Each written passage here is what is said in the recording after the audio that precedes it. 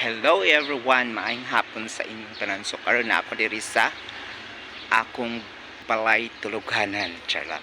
So actually guys, diri gid ko gatulog every time mo anhi ko diri sa Cagayan de Oro City para sa akong mga follow-up check-ups, akong pagkuha sa akong mga tambal sa siya ang akong tuluganan. No?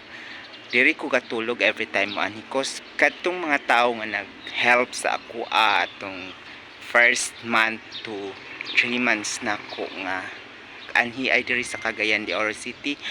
Thank you so much sa inyong help, sa inyong financial support sa ako. So diya na ko siya ginabayad ang inyong gihatag sa ako nga support, especially financial, money. Yes, diri ko katulugan every time nga muani ko og CTO. So kung dili ko makatulog diya kay Polybok siya, dito ko sa akong friend nga si Aljon. Yes, so kani man diri guys is makabarato bito mo, makabarato na mo, especially 12 hours.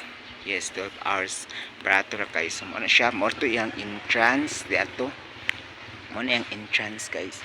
So ano siya, tsada pod ang ilang mga rooms diri, then affordable pod ilang rooms. Yes, ano siya guys. Naali ay ni siya diri sa Hasmin Street, Carmen, Cagayan de Oro City. So tsada po diri guys kay accessible kaayo. Moadto ka og Divisoria, moadto ka og Ayala, moadto ka og Bulwa Terminal, moadto ka og Kugon.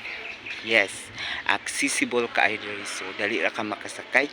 Mo nang ganahan ko diri magstay. Actually dugay na pud ko diri sa Carmen, Cagayan de Oro City nagstay because itong work pa ko diri sa Cagayan, diri ko gat puyo sa Carmen.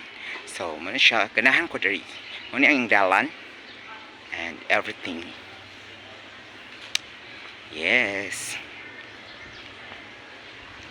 Thank you for watching and don't forget to subscribe my YouTube channel. Bye bye, kapi.